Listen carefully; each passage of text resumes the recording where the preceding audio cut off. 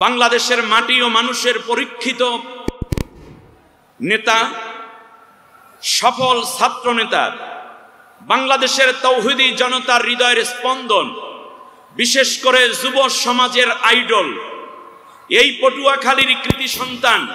বাংলাদেশকে সোনার বাংলা পরিণত করার জন্য একজন লিডারের খুব দরকার ছিল।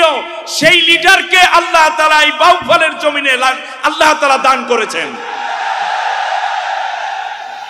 একদিকে আল্লাহর কোরআন বোঝার জন্য সর্বোচ্চ ডিগ্রি মাদ্রাসা লাইনে অনার্স মাস্টার্স সহ পিএইচডি হোল্ডার, বাংলাদেশটাকে পুরোপুরি গুছিয়ে রেখে আল্লাহর জমিনে, এই জমিনে আল্লাহর কোরআনের রাজ কায়েমের জন্য, ইনসাফ কায়েমের জন্য, মানবাধিকার প্রতিষ্ঠার জন্য, দেশ প্রেমের অপরাধে বাংলাদেশের সবচেয়ে বেশি নির্যাতিত হয়েছে স্বৈর শাসক কর্তৃক ভারতের দালাল সরকার দ্বারা, যিনি 63 দিন রিমান্ড দিয়েছে, কয়েকবার ক্রস ফায়ার দিয়ে জীবন মৃত্যুর সম্মুখীন করে জীবন থেকে জীবনী শক্তি বের করে দেওয়ার পরেও জিন্দা শহীদ হিসাবে আল্লাহ তাআলা বাংলাদেশের মানুষকে এক অনন্য নিয়ামত দিয়েছেন।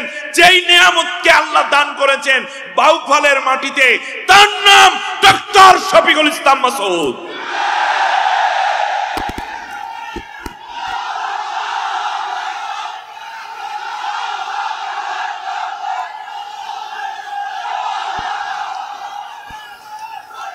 শফিকুল ইসলাম মাসুদ শুধু একটি নাম নয়, আজ আমি আপনাদেরকে তথ্য দিচ্ছি, একটি বাংলাদেশ যদি একদিকে রাখা হয় আর ডক্টর শফিকুল ইসলাম মাসুদকে যদি আর একদিকে রাখা হয়, আমার বিশ্বাস বাংলাদেশের চেয়েও শফিকুল ইসলাম মাসুদের পাল্লাটি ভারী হয়ে যাবে।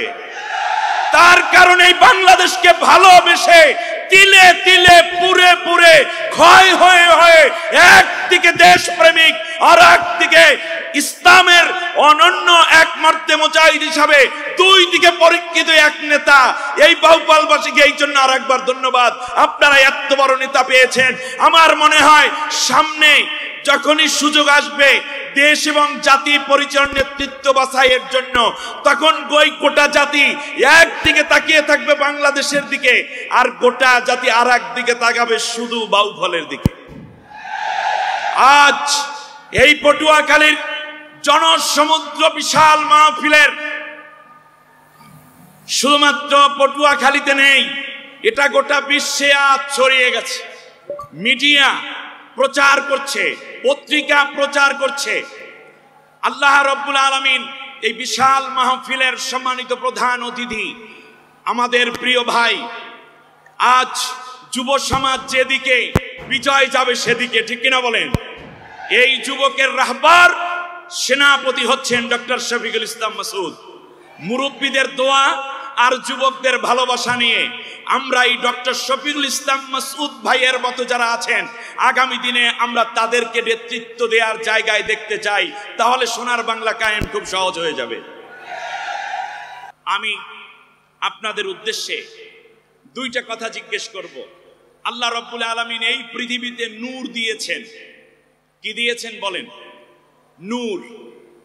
এই নূর হচ্ছে আলো, আর নার অর্থ আগুন। নূর অর্থ কি বলেন?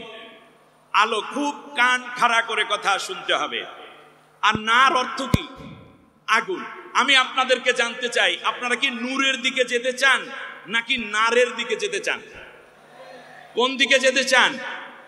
নূরের দিকে। যারা নূরের দিকে যেতে চান, আজ এই বিশাল তাফসীর মাহফিল থেকে ওই মহান আরশের মালিক আল্লাহ রাব্বুল আলামিনকে দুইটা হাত উঁচু করে দেখান যারা নূরের দিকে যেতে চান। আল্লাহ তুমি কবুল করো। সবাই বলেন আমিন। আমি আজকে আপনাদেরকে দুইটা কথাই দেখিয়ে দেব। আমরা নূরের দিকে যেতে চাই, আর এই নূর এর চেয়ে আল্লাহর পক্ষ থেকে। আসুন সবাই নূরের দিকে যাই। আল্লাহ রাব্বুল আলামিন বলছেন, আমার সাথে পড়েন, আউযু বিল্লাহি মিনাশ বিসমিল্লাহির রাহমানির রাহিম। বিতাড়িত, অভিশপ্ত শয়তানের ওয়াসওয়াসা থেকে আল্লাহর কাছে আশ্রয় চাই। কার কাছে? আর একটু জোরে বলেন, কার কাছে? আমাদের আশ্রয়দাতাকে, প্রশ্রয়দাতাকে? আমেরিকা, ফ্রান্স, ইন্দোনেশিয়া, মালয়েশিয়া, চীন, ভারত, রাশিয়া নাকি? আমি এখানে ছোট্ট 1 মিনিট কথা বলাই দরকার।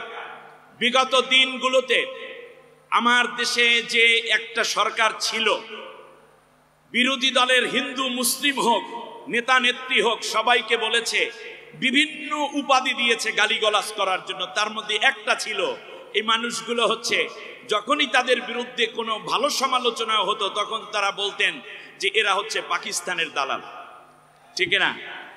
আচ্ছা, বিগত দিনগুলোতে মিথ্যা মামলা দেয়া হয়েছে, রিমান্ড দেয়া হয়েছে, আয়না ঘরে নেওয়া হয়েছে, পঙ্গু করা হয়েছে, ক্রসফায়ার দেয়া হয়েছে, ফাঁসি দেয়া হয়েছে। বাংলাদেশের অন্য কোন দলের লোকেরা, আলেম ওলামা যাদের উপর নির্যাতন করা হয়েছে, তারা কি কেউ পালিয়ে পাকিস্তান গেছে? কেউ গিয়েছে? যায় নাই। তাহলে বোঝা যায় বাংলাদেশে পাকিস্তানের কোনো দালাল নাই। যদি থাকতো তাহলে পাকিস্তান পালিয়ে যেত, ঠিক কিনা বলেন? আপনারা এই বিশ্ববাসীকে সাক্ষী রেখে 2টা হাত একবার উঁচু করে বলেন, বাংলাদেশে পাকিস্তানের কোনো দালাল নাই। কিন্তু বাংলাদেশে ভারতের দালাল আছে। বুঝলেন কি করে? পটুয়াখালীর ভাইরা বুঝলেন কি করে? কারণ যে যেই দেশের দালাল সে সেই দেশে পালিয়ে যায়। বাংলাদেশে পাকিস্তানের দালাল নাই, কিন্তু ভারতের দালাল আছে। আজ খুব মনে করে আল্লামা দেলোয়ার হোসেন সাইদ সাহেব মারহুম শহীদ, তিনি বলেছেন গাছের গোড়া ধরে 18 কোটি মানুষে নাড়া দিবে, দিল্লি গিয়ে পড়বা মামা বাড়ি, ঠিক না বলেন? অতএব আমরা বাংলাদেশে পাকিস্তানের কোনো দালাল নাই, বাংলাদেশের দেশপ্রেমিক আছে। পাকিস্তানের দালাল যারা পালিয়ে গেছে তারা। আল্লাহ তাআলা আমাদেরকে আল্লাহর কাছে আশ্রয় চাওয়ার মতো যোগ্যতা এবং হিম্মত দিয়ে বড় হওয়ার তৌফিক দান করুন। পরম করুণাময় অসীম দয়ালু আল্লাহর নামে শুরু করছি। আল্লাহু ওয়ালিয়্যুল্লাযীনা আমানু ইউখরিজুহুম মিনাজ যুলুমাতি ইলান নূর والذين كفروا أولياؤهم الطاغوت يخرجونهم من النور إلى الظلمات أولئك أصحاب النار هم فيها خالدون। অর্থ হচ্ছে আল্লাহকে যারা অভিভাবক বানিয়ে তারই বিধান আইন ও কানুনকে মেনে নিয়েছে, সেই আল্লাহ তাআলা তাদের নাম দিয়েছেন মুমিন। আর তিনি তাদেরকে অন্ধকার থেকে নূরের দিকে নিয়ে যান, আলোর পথে উদ্ভাসিত করেন। অপরদিকে যারাই আল্লাহকে অস্বীকার করেছে, তাদের অভিভাবক হচ্ছে, ওলি হচ্ছে তাগুতি শক্তি, যারা আল্লাহর জমিনে আল্লাহটা খেয়ে পড়ে, আল্লাহর বিরুদ্ধে আইন পাশ করে দেশের মানুষের উপর চাপিয়ে দিয়ে সেই আইন মানতে বাধ্য করে। এদের নাম কি? তাগুত। আর এই তাগুতি শক্তি মানুষকে আলো থেকে অন্ধকারের দিকে নিয়ে যায়। আর শেষ পর্যন্ত তারা ঐক্যবদ্ধভাবে এই কুফরি শক্তি এবং তার অনুসারীরা জাহান্নামের মধ্যে চলে যাবে। আসহাবুন নার, তারা হচ্ছে আগুনের অধিবাসী, জাহান্নামের অধিবাসী। অনন্তকাল তারা সেই আগুনের মধ্যেই থাকবে।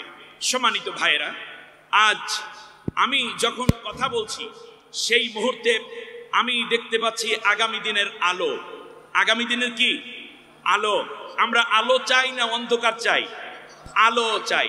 আপনারা বলুন তো দেখি, এই পৃথিবীতে বর্তমান যেই জেনারেশনটা আছে, যাদের বিপ্লবে জুলাই আগস্টের আন্দোলনে এই দেশ নতুন করে আর এক স্বাধীনতা পেয়েছে, তাদেরকে বলা হয় জেনজি, জেনারেশন জেড অথবা জেনারেশন জে।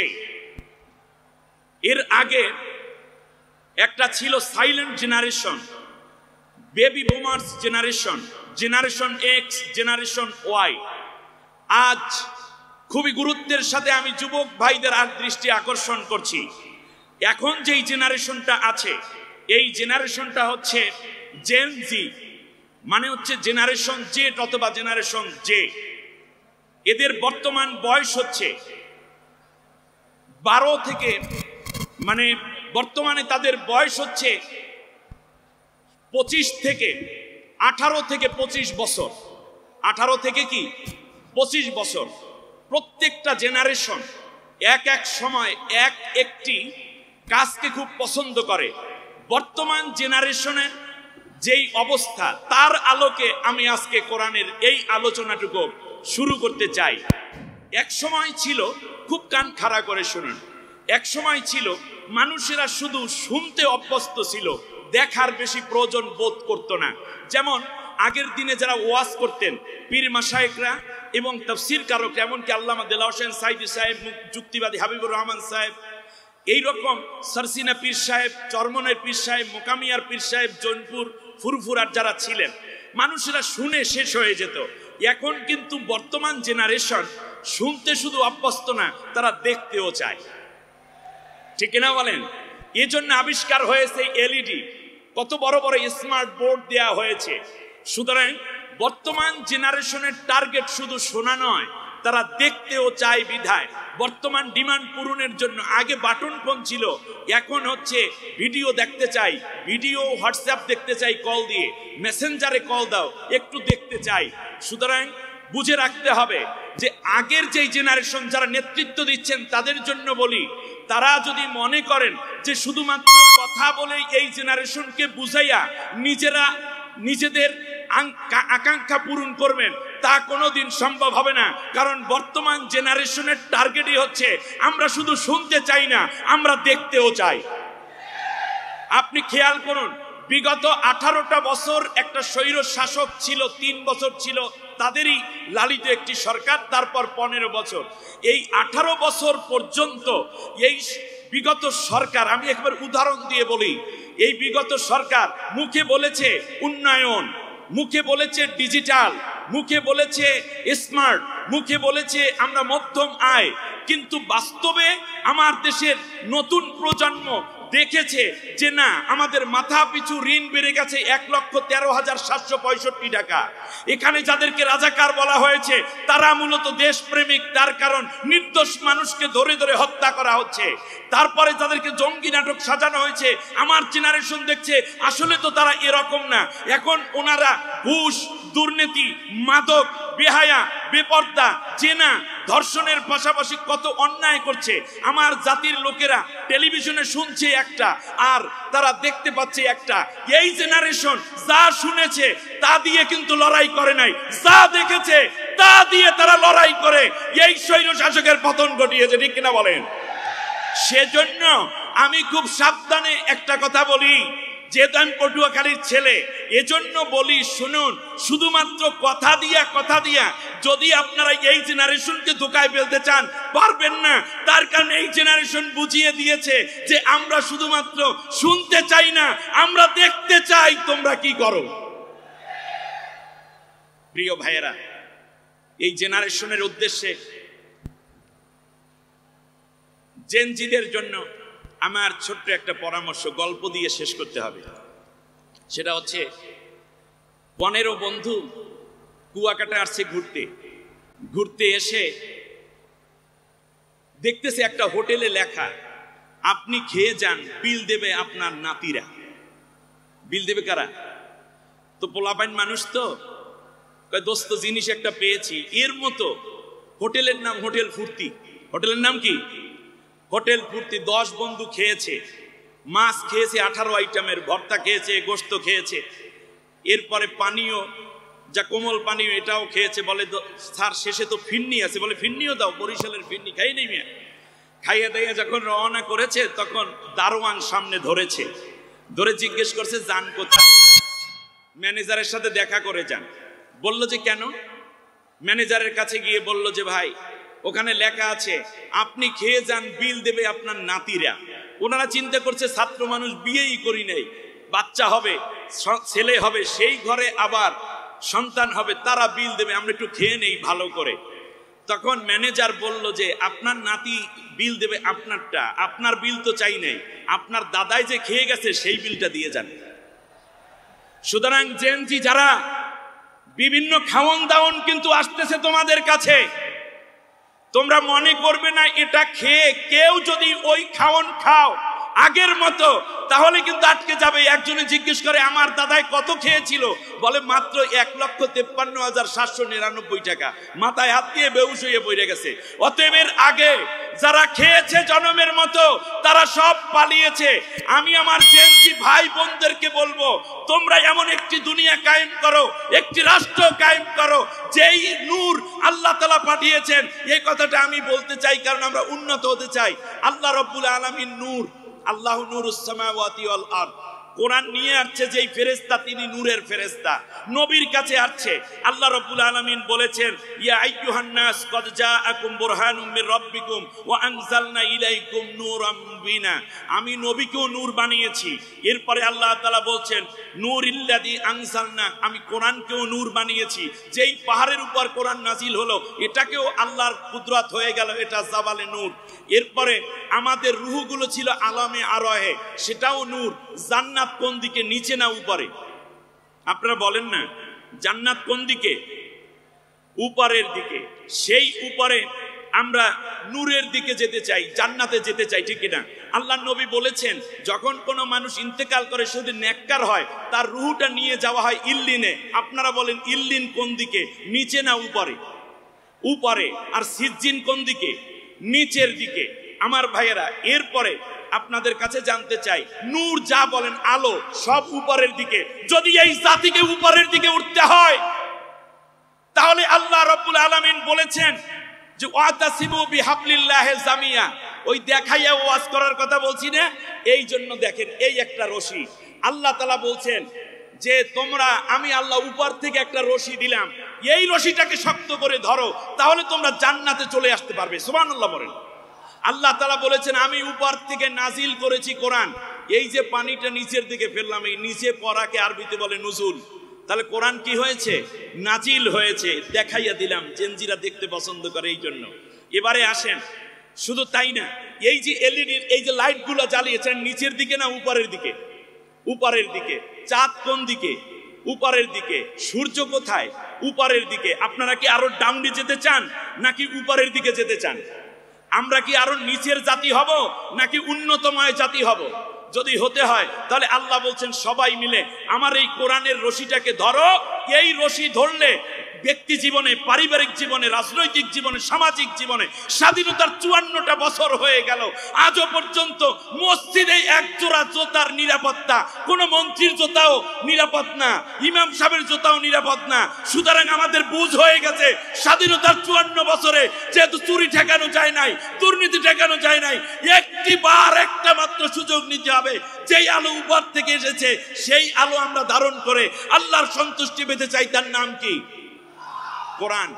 আমার ভাইয়েরা, এই জায়গাটায় ছোট্ট একটা কথা বলে আমি শেষ করতেই হবে, তার কারণ হচ্ছে সব কিছু মিলি আজকের এই আয়োজন। সম্মানিত ভাইয়েরা, আল্লাহ রাব্বুল আলামিন দিলেন আল্লাহর রশি। আপনারা জানেন আগুন জ্বলতেছে ক্যালিফোর্নিয়ার একটা অঙ্গরাজ্যে, ঠিক না? এটার নাম কি জানো? লস অ্যাঞ্জেলেসে। মানুষে যখন আগুন লাগে 10 তলা 11 তলা ছাদের উপরে ওঠে, হেলিকপ্টার এসে বলে ওই রশি ছেড়ে দেয়, বলে এই রশিটা শক্ত করে ধরো।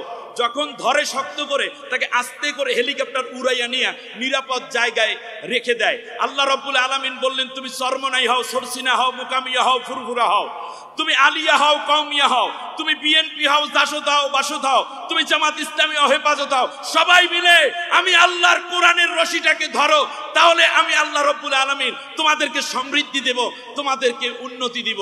এই অর্ডারটা কার? ওয়ালা তাফাররাকু, পরস্পরে আর কোনো বিচ্ছিন্ন হবে না। আল্লাহ দিলেন রশি জান্নাত থেকে। আপনারা বলেন আলো সব আসছে উপর থেকে। মানুষের ভিতরে দুইটা আলোক শক্তি আছে, একটা চোখ আর একটা হলো জ্ঞান। এই দুইটা আলোক শক্তিকে আল্লাহ তাআলা উপরে রেখেছেন। চোখ দিয়ে দেখে, জ্ঞানের আলো দিয়ে মানুষ চিন্তা করে। এটা আল্লাহ চাইলে সিনা বরাবর চোখ লাগাইতে পারতেন, কিন্তু আল্লাহ বললেন না, তুমি উন্নত মানসির, তুমি উঁচু থাকবে, সেই জন্য আমি আল্লাহ তোমার চোখ এবং জ্ঞানকে সর্বোচ্চ জায়গায় দিলাম। যদি উচ্চতায় যেতে চাও তাহলে আমার রশিটাকে ধারণ করো। সাথে সাথে আমরা একটা স্লোগান দেই, এই একটু আগেও বলেছেন, আল কোরআনের আলো ঘরে ঘরে জ্বালো। কেউ কি বলে বস্তুবাদের আলো ঘরে ঘরে জ্বলো, একথা কেউ বলে? কেউ কি বলে ধর্ম নিরপেক্ষতার আলো ঘরে ঘরে চলো, একথা কেউ বলে? কেউ কি বলে পুঁজিবাদের আলো ঘরে ঘরে চলো? কেউ বলে না সমাজতন্ত্র কমিউনিজমের আলো ঘরে ঘরে চলো। তার কারণ ওই মতবাদগুলোর মধ্যে কোনো আলো নাই। আল্লাহ তাআলা আলো দিয়েছেন কোরআনের মধ্যে, এই জন্য বলা হয় আল কোরআনের আলো ঘরে ঘরে জ্বালো।